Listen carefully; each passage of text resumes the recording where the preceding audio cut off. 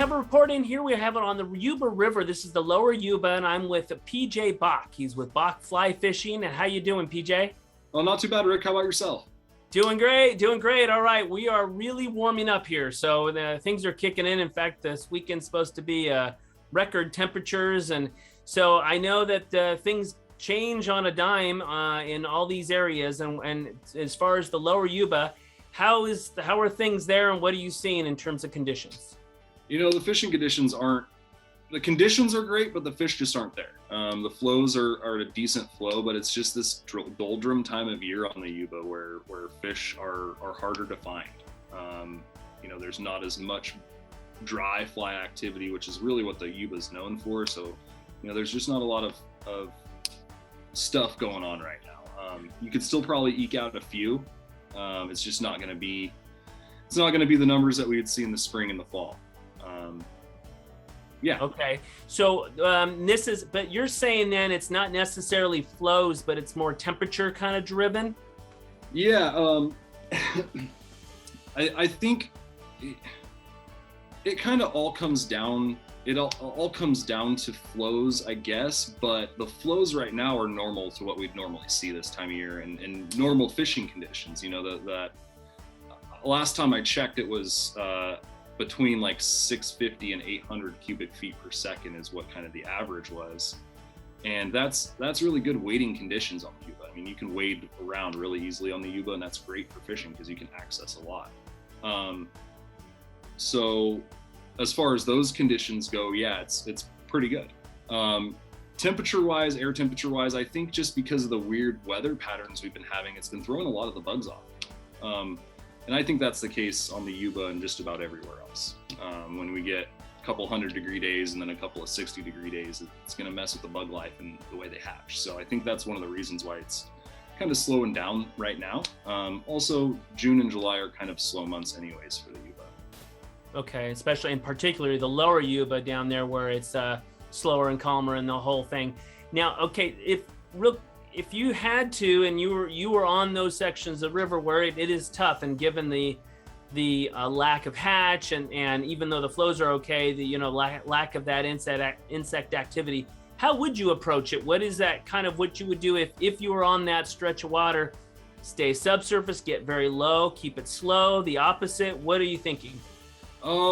You know, I would probably start off my day with indicator nymphing, and I would probably try and get as close to the bottom of the deep runs as I can.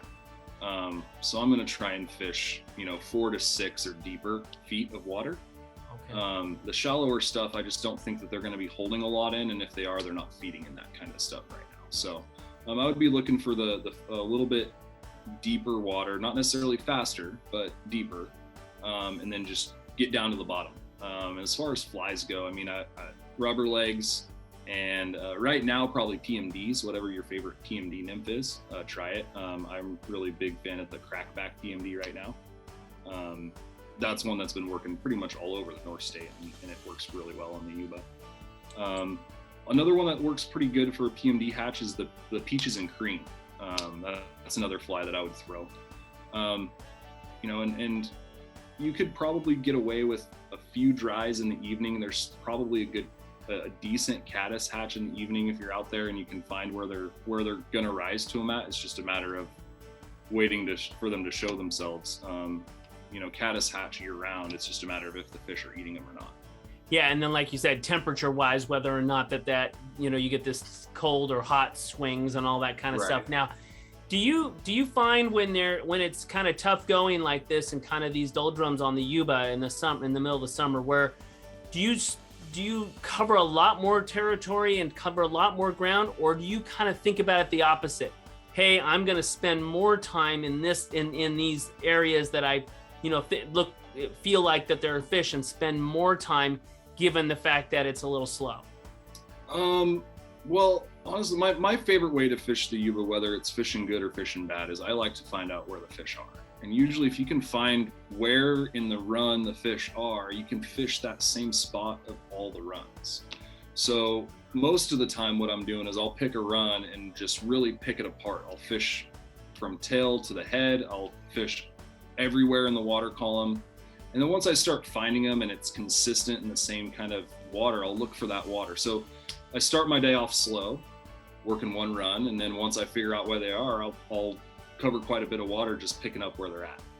Perfect. Makes sense. And that's some great advice. Okay, so you're kind of scouting on a run essentially, and then just covering it like crazy. But then once you determine where they are basically located, now I can just focus on that part of the run on the next as I go. At least you have somewhere to start on the next run. I mean, it's not always going to be right there, but you know that you can say, okay, well, I was catching them at about walking speed in 4 feet of water, so that's where I'm going to start on this run, and I'm going to work my way out from there. Perfect. And that's really the way I tackle most of my walk and wade fishing. Got it. Okay, really good. Okay, and we so now like you said, hey, we had a good coming into this with the spring, but the summer's tough months, and we'll get back to it in the fall in that lower Yuba. If we've got the time and we can head up the mountain, what do you think would be the your advice there to somebody, because it's pretty tough there on the lower? Would up in some of the upper reaches being a better situation?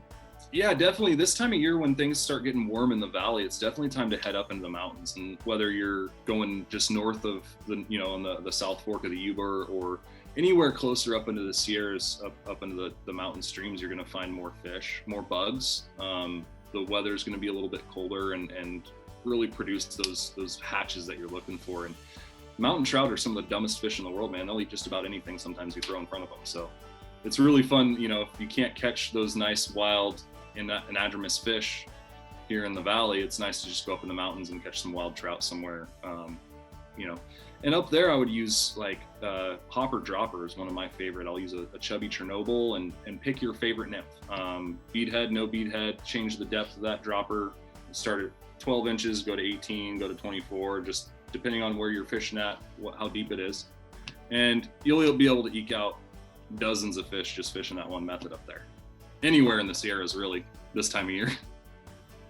Perfect. Sounds good. All right. Well, good. Thanks. I appreciate the report, PJ. Obviously, all bodies of water don't fish fantastic all the time. So that's why we want, somebody like you who knows what's going on in that area, and we can kind of find out so that we know, hey, maybe this isn't the time, and maybe we kind of catch back up there as we get towards the tail end of the summer and into the fall. When the Yuba starts picking back up again. But we'll keep checking in with you and kind of see where things are at and I know you head off to Alaska here in July, so we'll miss you for a couple of months there, but then we'll pick you back up again on the backside as we get into the fall and see some things going on the Yuba. All right, cool. Well, thanks, PJ. And I think you have some classes or something that you do. It's a little bit different than the standard guiding, taking somebody that maybe wants to learn or brush up on their skills or something like that. How does that work?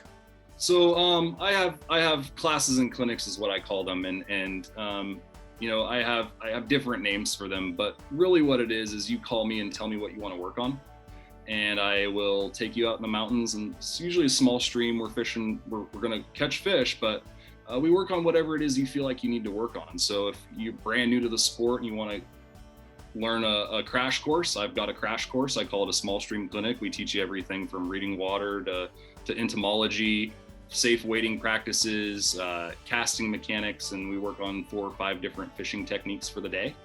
I do a steelhead clinic on the Feather River, where it's a few hours. We go down and teach you how to catch a few steelhead, and if there's something you need to work on, that's your day to say, hey, I feel like I need to work on this. What can we do to get myself better at that? And it's more geared towards education.